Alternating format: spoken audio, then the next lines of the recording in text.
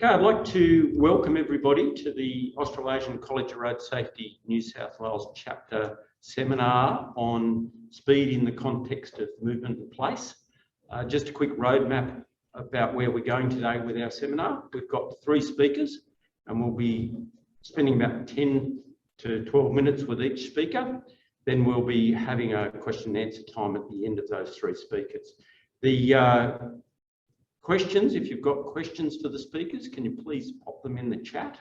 We are not using the Q&A function today. So if you're online, please use the chat, not the Q&A.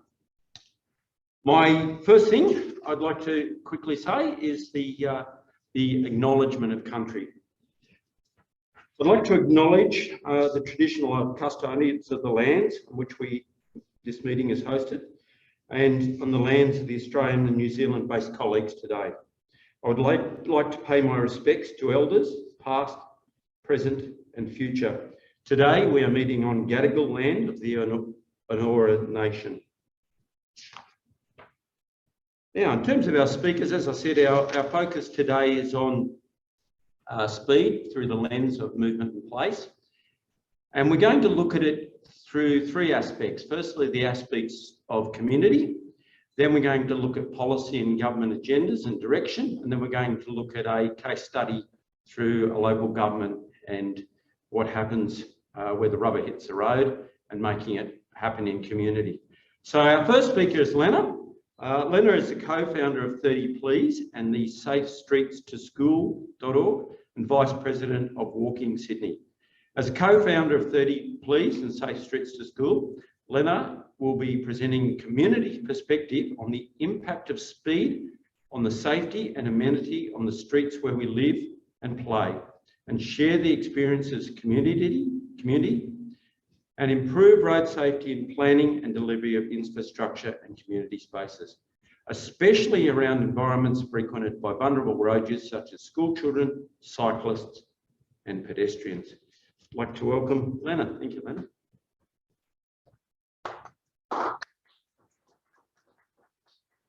Thanks for having me. Very excited to speak to you today. So so as a founder of Safe Streets to School, I'm particularly interested in what this means for our children. And as you can see here, the picture from Wollongong, where children are trying to get to school.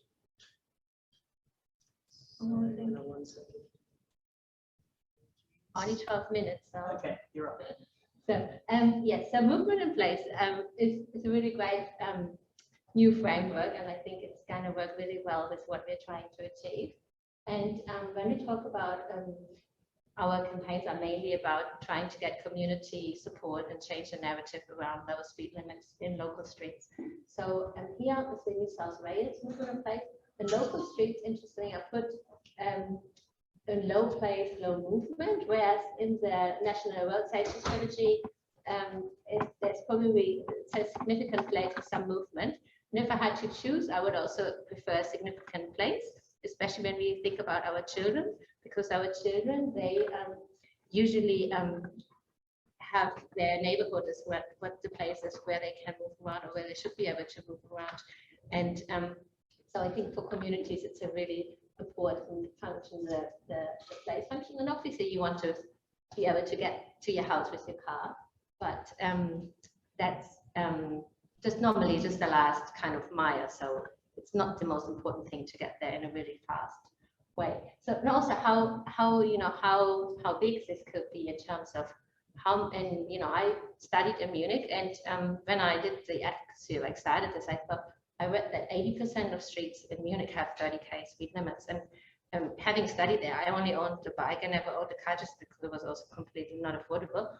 And these 80% of streets, they don't have bike lanes. They just shared cars, which basically go slow enough to watch out for you. So I didn't feel scared. And then on the remaining 20% of the network, if we want higher speed limits there, that's where we then need the separation. So I think it's really big. Actually, it's a big, that's why I find it so interesting, the 30k speed limits, because it could really affect a lot of our streets.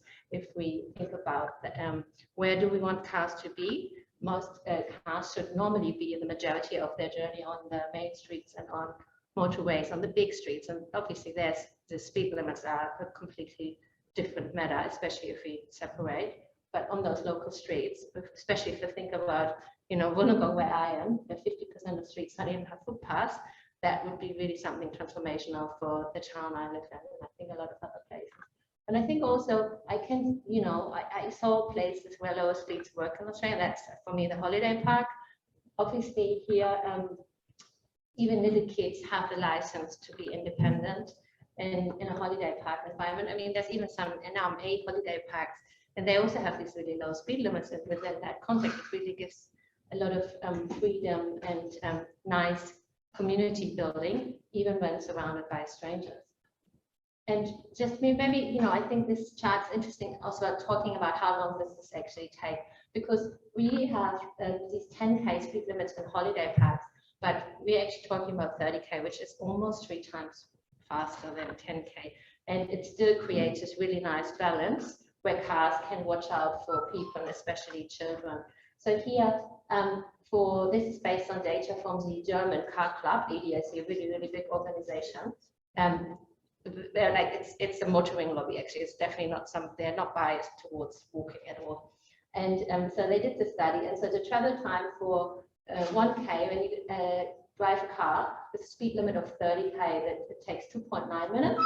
And when the speed limit is 50K, it's 2.3 minutes. And that, so obviously it's a bit faster at 50K, but it's maybe not as much as we think. And also, I think this is important data just to emphasize that for these shorter distances, how efficient actually the bike is and how efficient also it is to walk. So, if you think about walking to the train station is such a better idea than driving there and then finding a car park, things like that. So this enabling walking and cycling will, and enabling us by using lower speed limits is probably not going to cost us time. It might actually save us time if you think about what it enables us to do. This is the same data, just in a different format.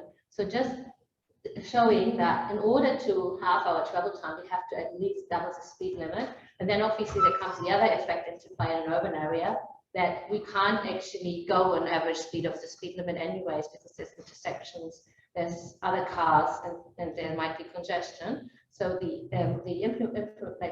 marginal benefit of driving anywhere faster than 30K in the neighborhood is not very big. But it also shows us that I think the 10K speed limit, like at the holiday park, that actually does have an impact on travel time. So I think it's just interesting, and it might, a different context, it might be good, but some people say, oh, well, you probably want like a 5K speed limit. That's probably what you want because you have the safety. And it's like, well, 5K would mean you couldn't even cycle anymore. So, and it would actually cost us a lot of time. So no, I actually do think 30K is probably the sweet spot for neighborhoods. So what does it actually, having 50K speed limits in our neighborhoods comes at a really high price, and that's children independent mobility, which we are taking away over time in Australia, that cars have taken over our neighborhoods, and the majority of children is not allowed to walk to school or ride to their neighborhood or visit their friends. And the effect is, this year showed us a graph, and I think if you all, you come from road safety, you probably also see, first of all, that Norway, Finland, and Sweden, they score really high on independent mobility for children. They also score really high on children well-being. That's like a combination of mental and physical health. And they actually also score really high on their road safety records. So it's actually interesting that the enabling independent children mobility doesn't mean that they have to all get killed. We can actually create streets so they won't get killed. So, how to, what can we do as our communities to build that community support? And one thing we did in Wollongong, besides a lot of other things we did, but one was an event, and I thought it was a really beautiful event. Healthy City Illawarra delivered it, and we supported them, but they did all the messaging, and they were the main the main charity who delivered it. And we delivered a slowdown day combined with a right to school day. So saying, okay, right to school day, children should walk or ride to school, but we also encourage drivers to slow down to 30K. in their neighborhood to enable the children to get there safely, and to get some also to educate community about why 30k is a good idea. The children were having a lesson on speed limits on 30k, and New Zealand made this really great little comic that you can see there, and they have really great, really good to show to children why in New Zealand they have rolled out these 30k speed limits, and then based on that, the children made this poster competition, and the children were basically also talking to their parents about the idea about why on the slowdown day they want the parents to go slower, and the feedback was really, really positive. So it's not that the community was like, oh my God, what a rubbish idea, I don't want to be doing that. It was like we had so many involved parents who are usually, I think a lot of parents, they're not necessarily gonna, sign up to be an advocate and activist and things like that. But I think a lot of parents actually do care. And on that day, you could see they were trying to, they like that. They like the idea that if their kids could actually walk away to school independently, that's really, really interesting. And they know that it's good for them, but the problem at the moment is it's just not safe enough. There's too many streets that are too hard to cross. And we do know that Australians in general support more funding for local walking and cycling infrastructure from a survey from the Heart Foundation. And we also know that 2/3 would support lower speed limits in local streets to make them safer for people. And I think in terms of media, what I also found over the time, which is interesting, that where people actually become like emotionally involved in the topic of speed, it's when we talk about children independent mobility. For example, that photo, the reporter asked me, where do you want to take the photo? He said, showing on the bypass, because I actually happen to live close to bypass. And I said, oh, well, actually it's about local streets. I live in a cul-de-sac, and my kids actually, they play on the street. It's a cul-de-sac. I do supervise it, but a lot of we're really lucky. We have lots of kids in the street, and they connect on the street playing together. And I said, oh, well, let's take the photo on the street. And, that obviously could, I was like, oh, this could be interesting comments. If you look at that photo, it's not, we don't really know in Australia if that's okay or not, because even though it's a cul-de-sac, it's a 50k speed limit on my street. So is that okay? When I'm doing that with my children, and it had really, people got really engaged in that kind of discussion. And then I think, obviously I think the default speed limit should be 30k, and from there we should decide which streets are faster. But to support that, what would be obviously very nice if we also design for it, but that's obviously costs a lot of money, but maybe also smaller things could help. Community engagement helps, and I think the slowdown day was a good way to show how to get to that community support. And from a study, that's a recent study from Bloomberg, they just used some paints. If you combine that with lower speed limits, you probably can create really nice areas. We have, as I said, we don't even have footpaths. If we thought about using paint for footpaths in those neighborhoods, I think that would be, and reduce the speed limit as well. I think that would be really a nice way to really transform our neighborhoods. Maybe from the studies, we know that if we, obviously, it's always good to reduce the speed and also build for it, but we don't get the same value for money benefit in terms of speed reduction over the whole network if that's our approach. So the bigger we go, the better the results we're going to get from that. And speed humps, I think we should try to have them as a last resort only. I know a lot of road safety people love speed humps, but my motivation behind this is actually climate action. And I think we should really think about what we want to do with emissions, and speed humps are just not going to get us there. And also they don't create that mindset that you actually watch out because you need to watch out, not because there's a speed hump. And speed humps, they actually even increase noise, which the noise aspect is actually a really, really important one in Europe. That's why often 30k speed limits get rolled out, is the noise. I know people don't seem to have it as a big topic, but I think it's probably is one if you dig a bit deeper. And speed humps are not gonna reduce our emissions the way we want to see. And then these kind of smiley signs and so on, they could maybe also work. And So yeah, building partnerships on this is key. So I thought it was really great that we, with the College of Road Safety, co-signed this paper for the federal election, where we all called as our first priority in transport for lower urban speed limits. And I think that's how we probably gonna see action going forward if we partner up, speak up together, and it's important that everybody can be an advocate. Yes, that was it. Thank you.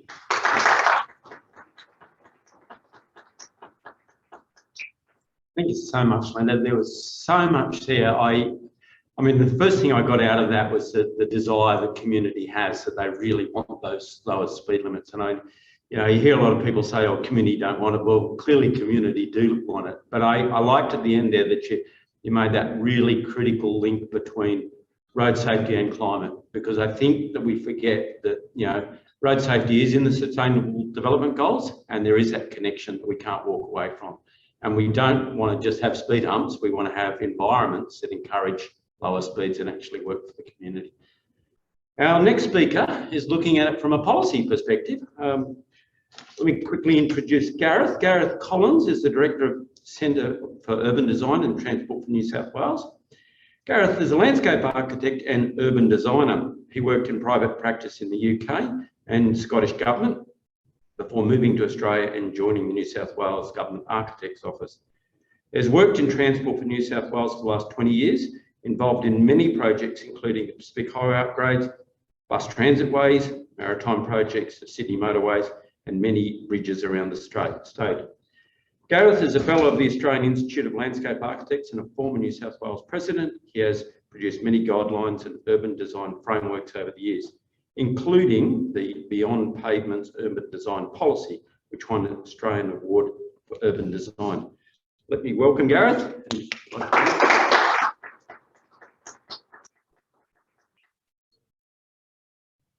Thanks, Duncan. This is the first sort of in-person presentation I've done for a while, actually, but it's a hybrid one, isn't it? Oh, I'm probably not in the picture. But it's a hybrid one, and so hello to everyone online and hi to everyone in the room itself. So thanks, Lena. That was excellent. So it was really good hearing your perspective and some of those questions.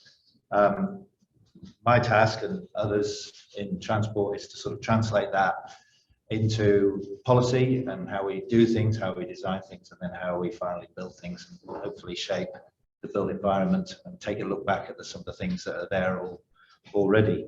I've actually been involved in Road Safety Week for many years, and over the years we've lit up the Gladesville Bridge in yellow, and most recently the St. Peter's interchange and all the bridges there in yellow. So it's kind of been from RTA days to RMS and now transport.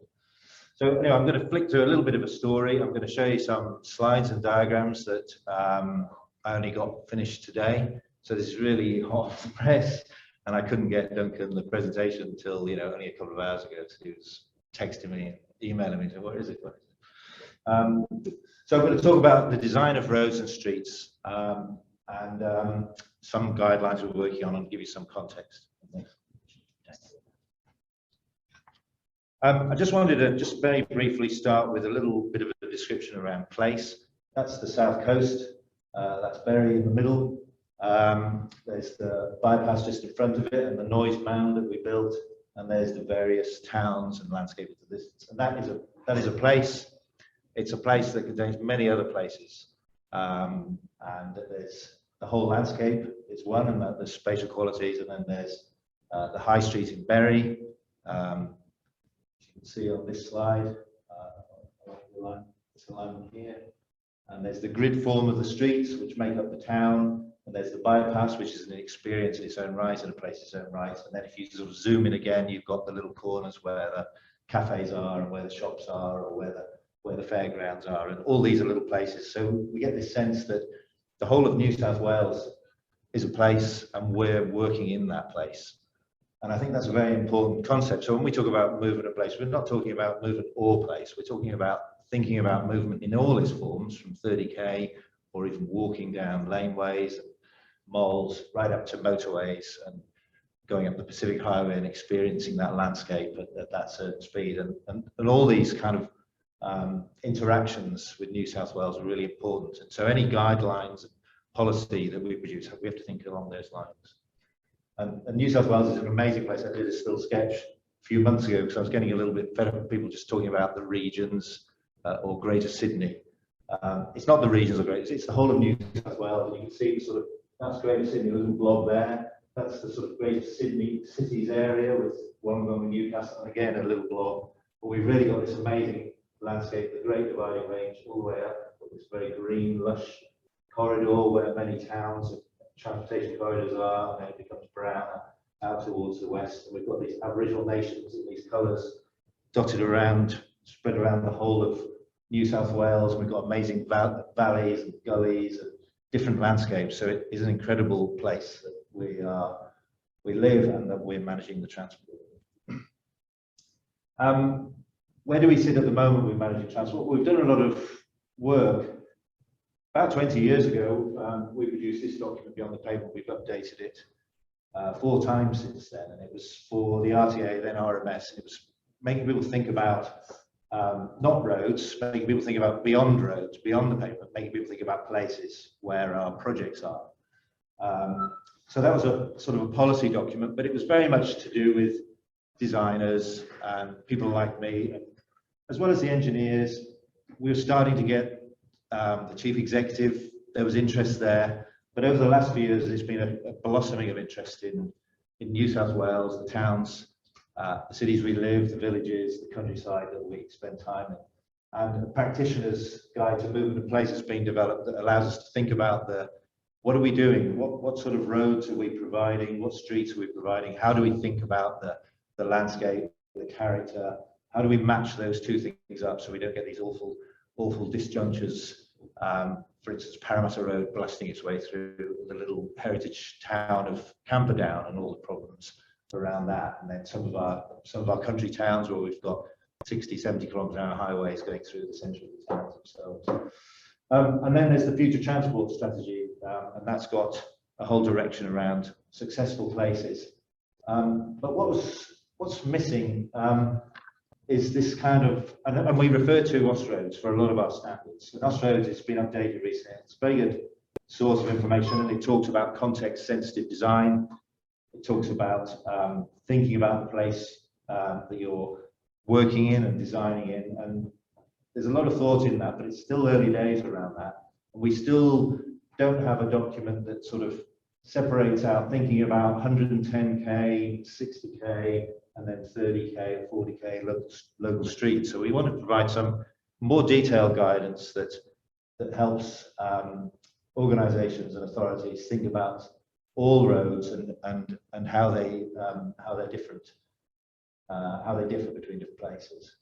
So with transport planning team, Ben, who's in the audience, we've been working for the last year or so. We've been working on a document called Design of Roads and Streets, which is a piece of work that supports movement and place and beyond the pavement.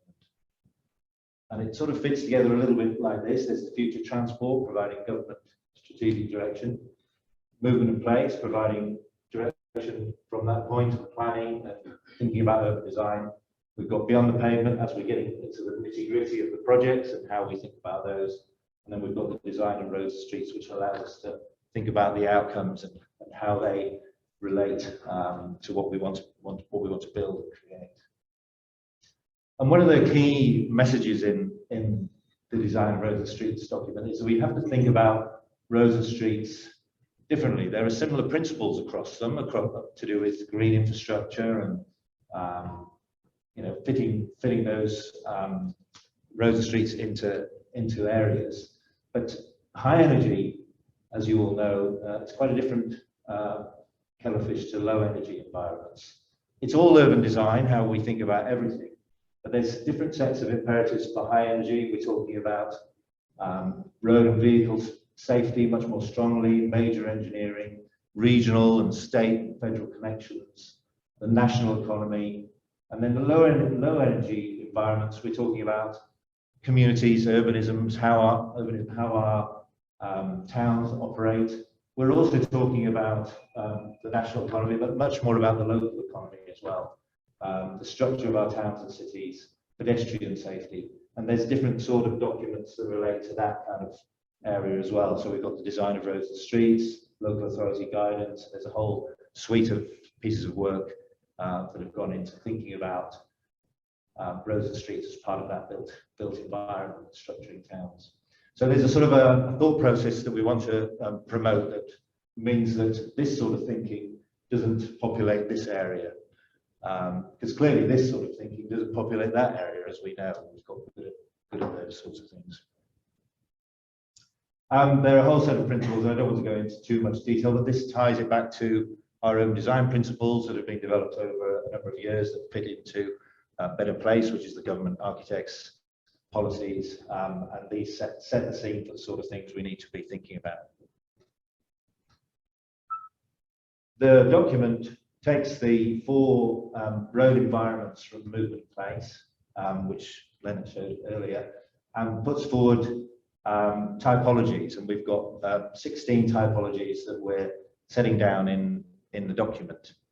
That really helps project teams, engineers, local authorities, whoever's working on either the planning stage or the final delivery and design stage, really think about what they're producing. And I often use the analogy to buildings. You know, if you're you know, there's a whole range of buildings, from churches to offices to garden sheds to bungalows, you name it. What we've got at the moment is project teams, kind of one area of the team designing a hospital and one area of the team designing a church, to use that analogy. So these typologies give people something to think about, and they apply along routes and they apply in networks and how they all connect to each other as well. The way the document structures, we develop drawings, illustrations that explain these typologies and delve into the details of how they work. And then these are explained in annotation with a sort of series of codes and ideas for each of the typologies as to how they work, how they're designed, and how they perform their own role. And then there's a section of principles around those, and then hundreds of examples from around the state that explain how some of those things work. And we've been out looking at different towns and villages, as well as in the cities. So that each one of those typologies is explained in detail through text and the imagery. And we've sat down with road design team, and we've developed this one single table. And I was talking to them last week, and they said, if you'd asked us to, we would have produced 80 pages of table for you. But we now see what you're after. You're after something that's an urban design document that could guide planners, that can guide high-level directors and chief executives, so they know each of these typologies, what does that mean in terms of road radii, setbacks, speeds, all sorts of different parameters. And we can now specify within a range, you know, how a collector street will be different from a highway, or a transit street will be different from a transit boulevard. So we're sort of developing this whole kind of suite of different ways of thinking about roads and streets. They're no longer just sort of motorways or every other street. We've now got this diversity of roads and streets, and we'll be getting that out shortly. We're working on it as we speak, but that's mine. Thanks.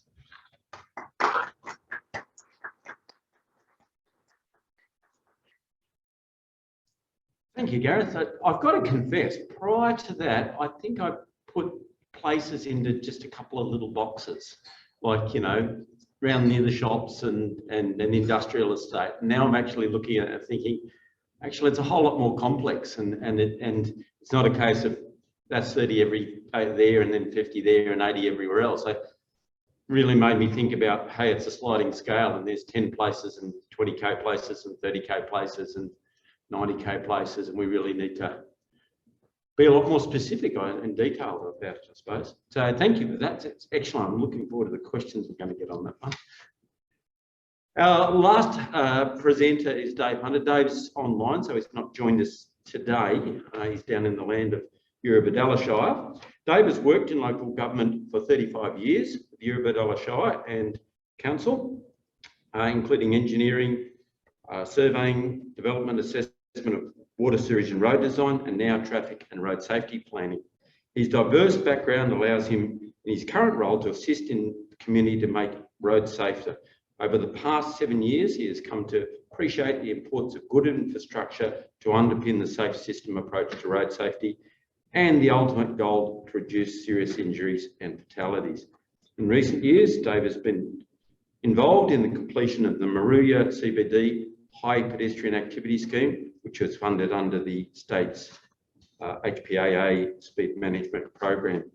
So I'll pass over to Dave online to talk to us about Moruya and the HPAA there. Thanks. Oh, thank you. I better do a sound test first. I assume everyone can hear me.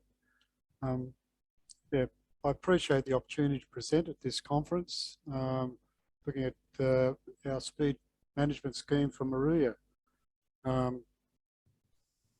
The design background is with the council predominantly, and with Traffic Now doing pretty much, we're a relatively small townships in Eurobodalla, so as a traffic coordinator, I do a bit of everything, local traffic committee, even heavy vehicles, applications, and a lot of it is applying for grants and the like, and helping to provide infrastructure.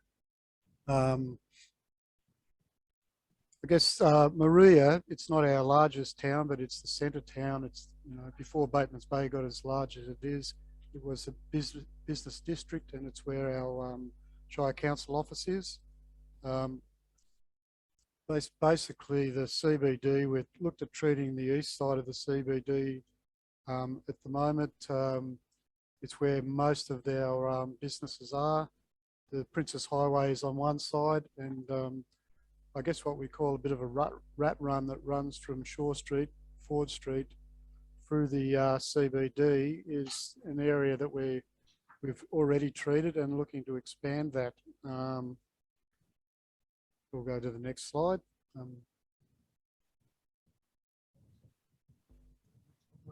Possible? Thank you. Yeah, sorry, I'm not going to take control here because it might be a bit clunky from my end. So we've used, there's a lot of documents out there, as previous speaker showed you. And one of the big things we've been looking at over the last few years is using the road safety plans as one of the primary sources. And it's great to see that there's now current national, state, and even our local plan that really talk about what we can do for our communities and with road safety. And also with the new plans, I noticed that it's actually talking about infrastructure treatment a fair bit rather than just breaking it down, particularly even with the state plan and the federal plan on what we can do in our roads and streets. Makes it easier for people like myself to be able to come up with these plans and put cases together for road safety. Council's developed a local plan which has been a great help as well. All of these plans talk about the safe system approach with the 4 pillars of speeds, safer speeds, vehicles, people and roads. In the Eurobodalla plan, we've actually listed specifically quite a number of items. You can view this plan online if you like it. One of the items we viewed is the Moruya CBD 30K, identifying that and Bateman's Bay for implementation. These plans are all, as most people may know here, that speed zones are really done by the state governments, and in our case Transport for New South Wales look at the proposals and often put forward by local councils. So that's how we started the process with the 30K proposal for Moruya. The New South Wales plan is linked to future funding strategy, which is already mentioned, the 2056, which aims to ensure safety is designed into transport networks. The plan integrates movement and place into speed zone decision making, aligning speed with road function and surrounding land use. We'll just go down to our next slide. Yeah, there's the road safety plans, and yeah, if you get a chance, have a look at our plan. It's online. Just Google Burabadalla. We're quite proud of that plan and the way it's been developed, and it's been a great asset for people like myself to really explain to the community how the role road safety can play, and in my case, I guess, because I'm more into that area, providing good infrastructure. Go down to the next slide, a bit of a statistics that a lot of people have probably seen in different forms, but use the Ausroads guide here, which talks about some significant figures here. I guess basically roads where there's a collision with pedestrian crash involving pedestrians, if it's 50k, there's an 80% chance of fatality. If you take that down 40, it's 40%, and at 30k, we're talking about 10%. So a significant reduction in fatalities, and also obviously serious injuries are probably similar sort of figures. Yeah, from this, drilling down all the way from our peak national bodies, federal and state, councils in New South Wales are encouraged to consider the lowering of speed zones in high pedestrian areas where supported by physical changes to the road environment, but it assists in lowering the actual speed environment. This relatively new approach recognises the need to better cater for pedestrians in high pedestrian activity areas, taking into account movement of people on foot, accessibly assisted devices, wheelchairs and the like, bicycles, and in motor vehicles, rather than the historical focus more weighted to the movement only of vehicles. I might jump forward to the next slide. So our council over the last few years has developed a plan for Maria, and I'd like to add here that we have a really good relationship with our local Transport for New South Wales people, and so we developed this, which is identified in our road safety plan, around 2018, and immediately started talking to our transport friends, and started setting up the plan. Over the next year or so, we developed a basic layout structural plan for Maria. You can see a lot of numbers here, which pretty much identify what we wanted to build, and then we went to the stage of how can we build it, and started the consultation process. Yeah, so the HPAA in that area took a number of years to really get the ball rolling, and we spent a reasonable amount of time talking to the local business community, mainly the peak body, which is their Maria Business Chamber, and also through the local traffic committee, and involved the police and Transport New South Wales. We developed the plan. It was some of the formal areas it was endorsed by the local traffic committee in late 2020, and then that really got the ball rolling. The beauty of the local traffic committee, it does go to council, so the Minister Council and the like, the community is aware, and we did some basic comms on that at that time.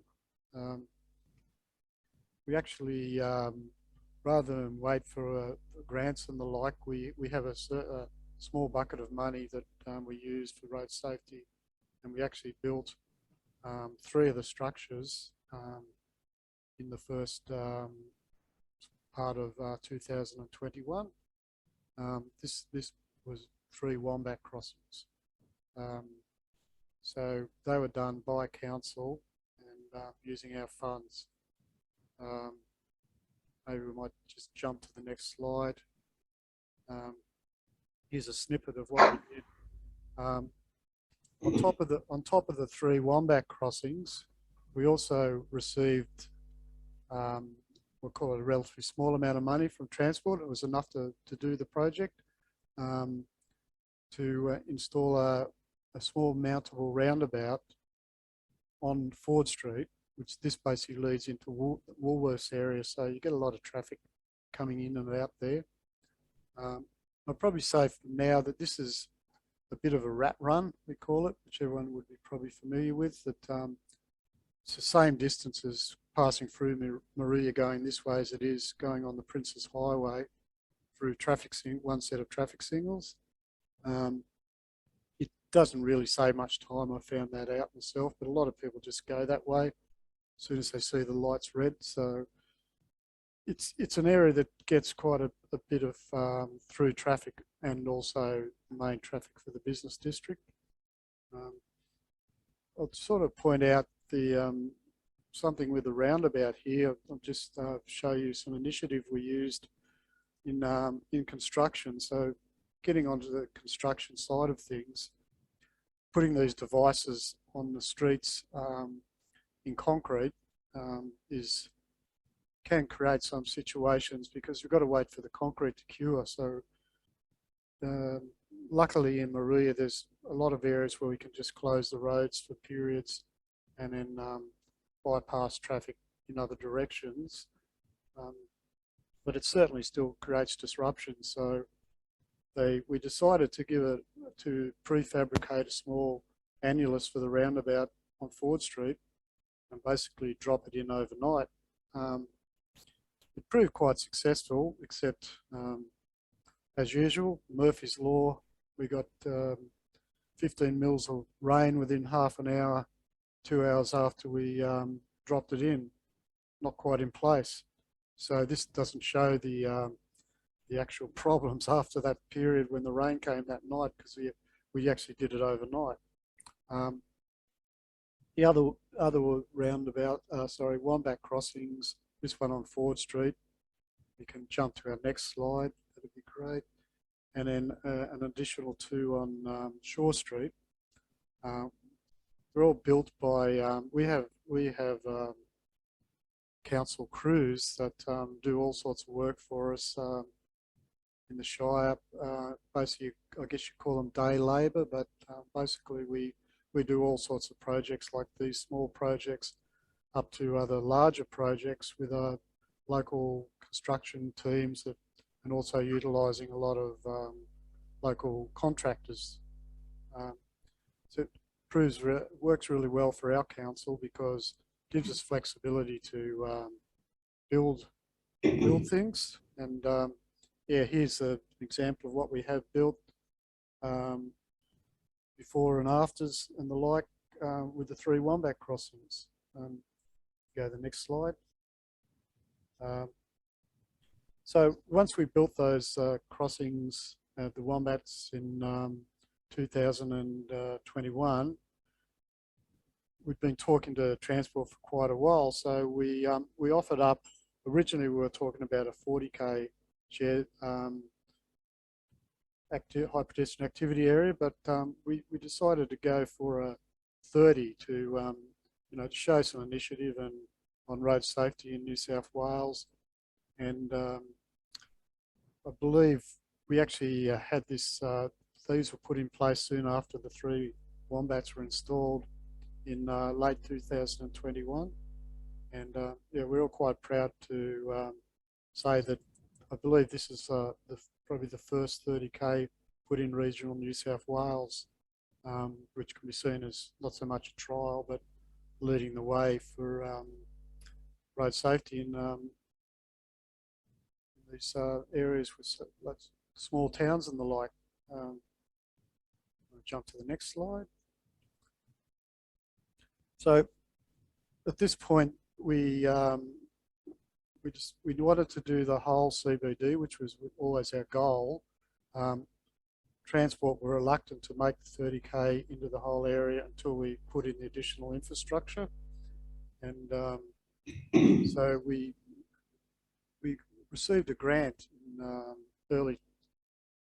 late 2020, actually early 2022, sorry, from the New South Wales government under the Special High Pedestrian Activity Area Speed Management Program, which really worked in well with what we were trying to achieve.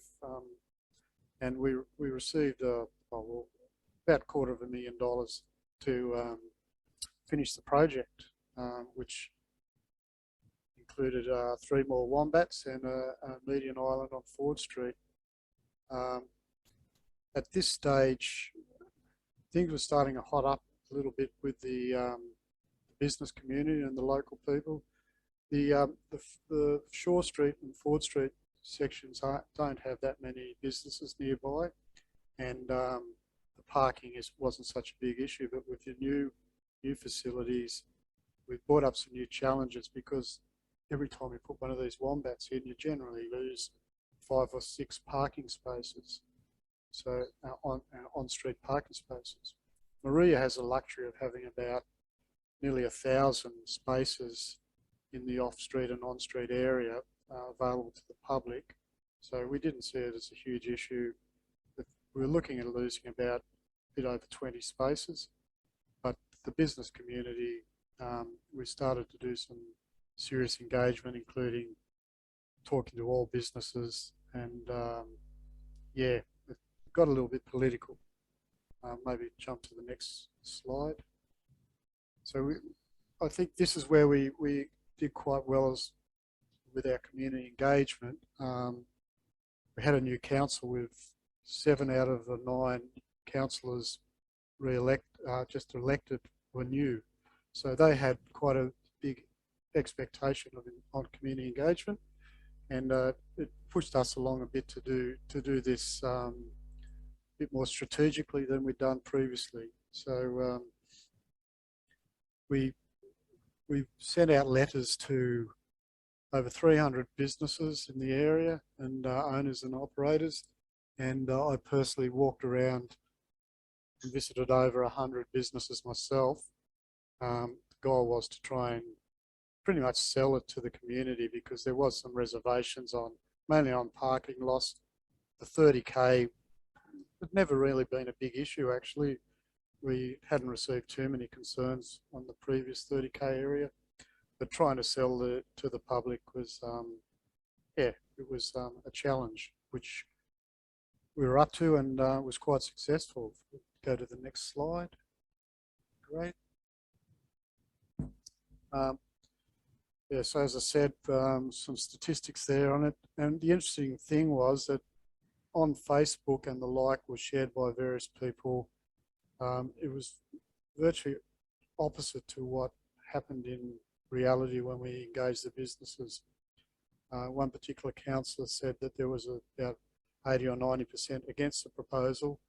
When I walked the street, we got actually 90% in favour. So it really goes to show how good strategic and direct community consultation helps to sell a project. I may be running out of time, am I? So we'll scroll down to the next. That's an example there of what I just showed you of. That's the Church Street proposal, which we've started working on. We only started about 2.5 weeks ago, and we're on to our 3rd wombat now with the crew and the local contractors. And as usual, the rain came, which I think on every job at the moment happened. That's some photos from last week where we've completed. We've had one in that first one we opened the road after about 7 days, and the second one that you can see in Queen Street, the road's now open again today, I think. Yeah, so that's pretty much in a nutshell what we've done. if you want to go to the next slide, please.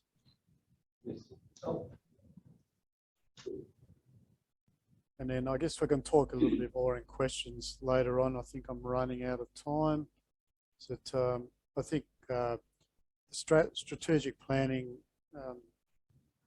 obviously works well, and I think with the new guidelines, even more coming out, it's even going to be better and easier to justify what we're doing. Partnering with government agencies, Transport New South Wales, local business group. Like most of these projects are done at local council level.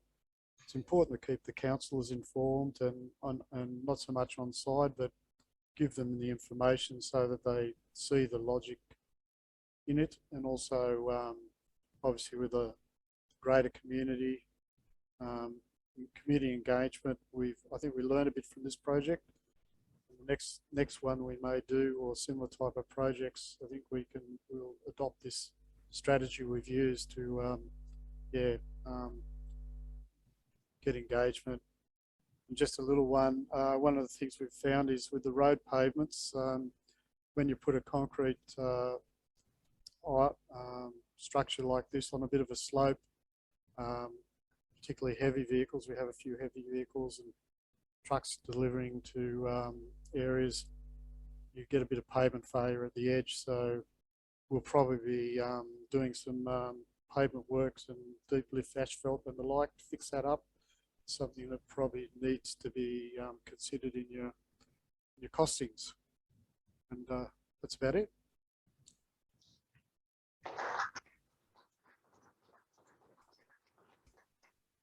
Thank you, Dave. It really does show that collaboration that's needed between community, council and transport. And I think I certainly know down in the southern region in transport now, there's a lot of very enthusiastic supporters of the 30K zones down there. And I think going forward, the challenge will be thrown down to the other regions to see who can get the most HPAAs up and running in the next couple of years. So it's good to see stuff happening down that neck of the woods.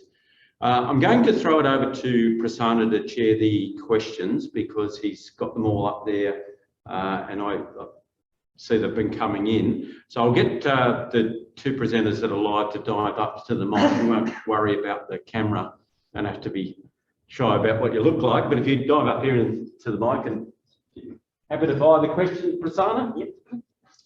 Okay, so the first question came from Adam, and the question was, safe streets to schools are difficult to achieve when Department of Education purchases land on arterial roads and constructs new schools on high volume, higher speed roads.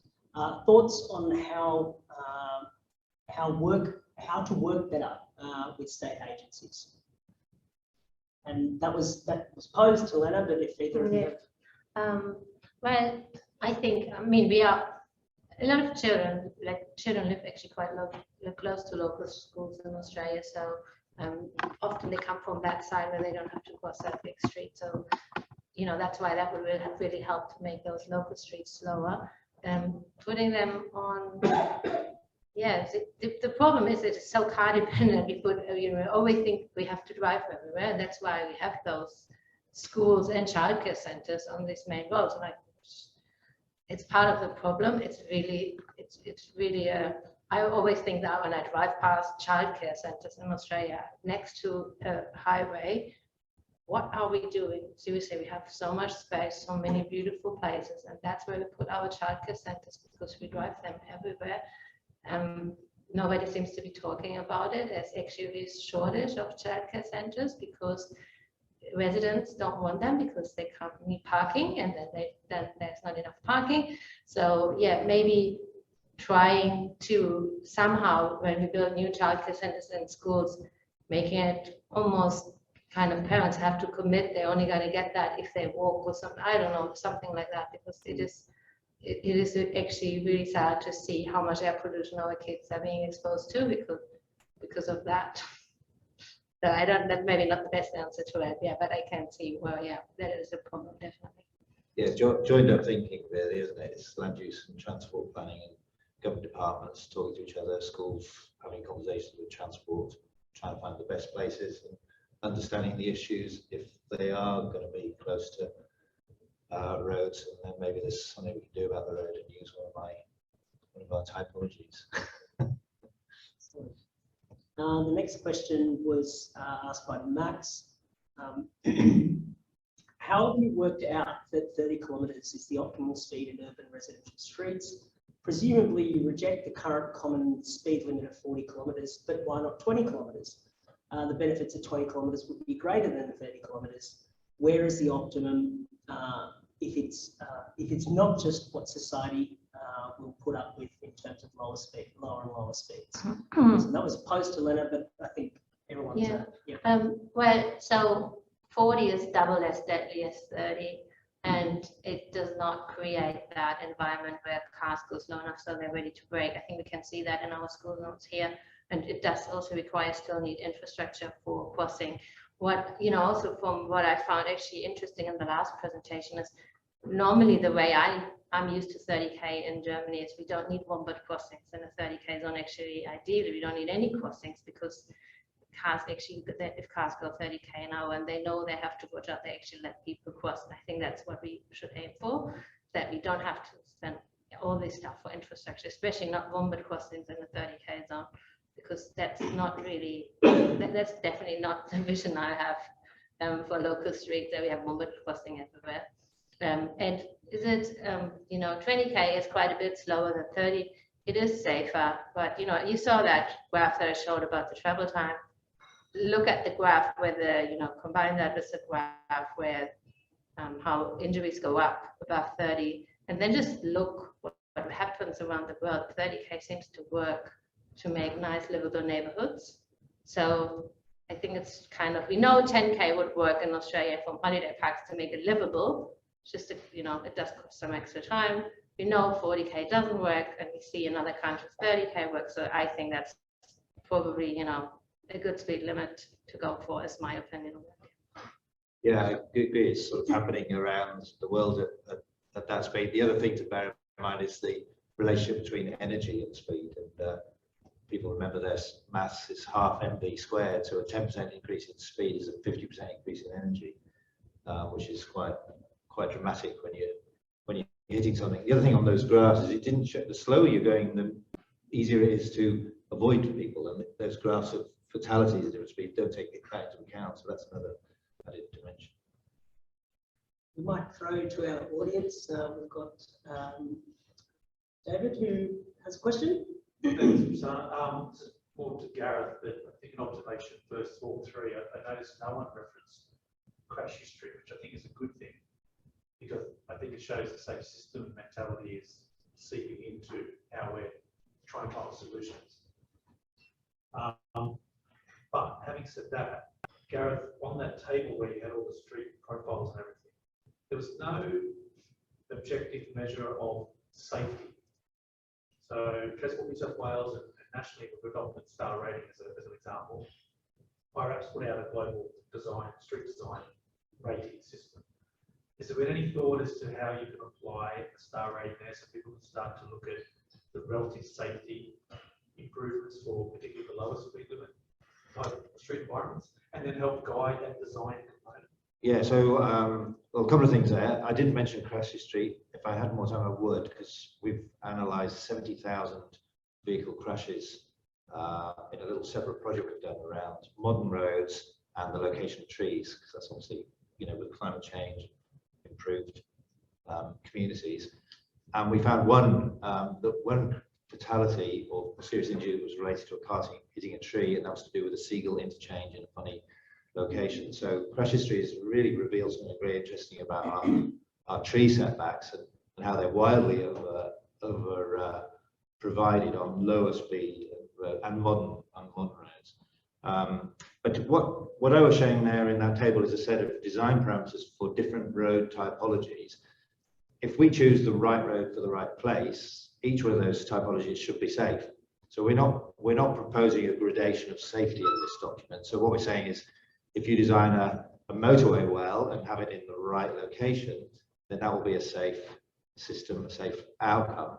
If you put that motorway in the middle of Roselle, for instance, then there would be a a safety issue. So what we're trying to say is the right road to the right place. Every one of those typologies is safe if we think about them properly and do the right thing. We could include something though up front around, because there is a bit of a discussion, I included the document, you know, called right road, right place. So we could actually have a discussion around that. If you get your road typologies mixed up, you're going to create unsafe situations that you can either reduce speed or you reduce all these engineering measures. And I totally support Lena. I don't think we should be creating engineering measures to make people go the right speed. We should be thinking about self-explaining roads, so you feel as if you should be going the right speed and you feel uncomfortable going over that speed. It shouldn't be about wombats or traffic barriers or anything like that. Jump in here. I just wanted to, I suppose, support what you were saying. Obviously, at the moment, we're in a place where in order to achieve to approve a lower speed limit, we're asking councils and communities to accept a level of infrastructure change. And I think it's because, you know, broadly we know that as a community, we want to drive faster and get there quicker. And so in order to achieve those lower speed limits, we need it to feel like it's a lower speed environment. But I do certainly agree with you that the difference between, I guess, adjusting the speed limit in an existing location and building new roads and having an opportunity to create an environment that feels slower and feels safer is really the goal that we're working towards. I've recently been involved in a conversation around a strategic design cross-section for Mosvale Road near Bomaderry. And there was this whole conversation about should it be 60, should it be 80? And you know, some of, I guess, the bolted on engineers were saying, well, it's dead straight, so it has to be 80. And I was saying, well, why can't we make it look like it's 60 and feel like it's 60? Because what we want to do is create a road that people feel safe walking along, crossing. It's a road that basically severs to urban release areas. And so I think the goal has to be a cooperative conversation around designing roads that feel like you should do it at a particular speed limit. My ultimate goal is that you can get in a car with no speed signs at all. You just know what speed you should be driving. It's a natural traffic calming. Feels, you know, this doesn't feel like you should be doing that. Yeah, I'm actually going through that whole issue at the moment. Northern Road was built in Western Sydney. I don't know if you know that. It's practically a motorway, but it's posted 80 or whatever it is. It bypasses Mulgoa Road, connecting sort of Penrith and the M4 to Mulgoa, which is a really nice little community, but it's got a 60k road through the middle of this little village. There's also Fernhill Estate right next to it. They want to make a little connection there. Mulgoa Road's been bypassed, so it's really not an issue anymore. It's not a state road. It's been shunted down the hierarchy into the local street category on that diagram I showed you. The issue of straight roads pops up and everyone says, oh, you go straight, you go as fast as you want, as if you're sort of Donald Campbell, you're going to get 300 cars. But what you can start to think about is the cues, the visual cues. So visual cues for drivers, I think, doesn't have to be straighteners. It's things like curbs, footways, lighting, tree avenues, and suddenly you create a whole different environment. It's still straight, but maybe reinforced with a speed change, because we do need to legally let people know any changes, but we don't have to keep repeating that. Then we can do those things. So yeah, so the document will explore all those sorts of things. It'll be phase one of the document, and like all the ones, they get updated, and I'm sure within a year or two they'll have to be updated. But I think what I've explained is a logical process of thinking about it, that then we can tweak, we can do another diagram, we can add a photo, we can add another dimension, and we can keep building on that kind of thought process. We can even add more typologies if we haven't got enough. But the idea is not to cover every situation, but to give a much better flavour of what we. Excellent. I've got a question here from Mary. Does the design table for different street typologies also include guidance for static placemaking elements? Should never be hard to see online. Well, the drawings and the sketches and the photos will include a whole kind of range of situations and designs that suit certain contexts. So I think that will explain things. We do have other documents. We've got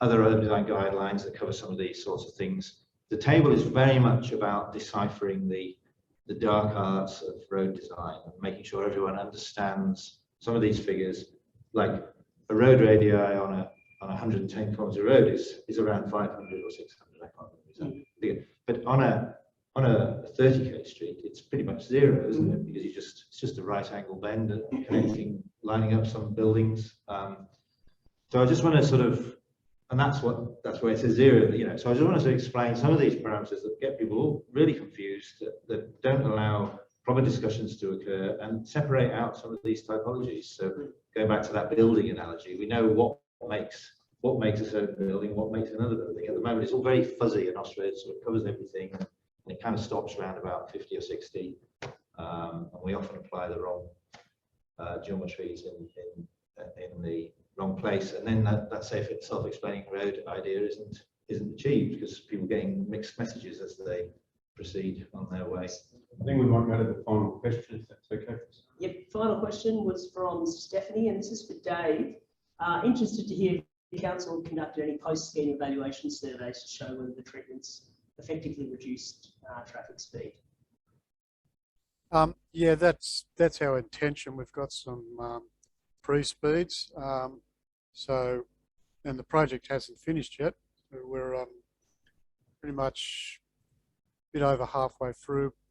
We'll be finishing it later by the end of this year, and yeah, have some.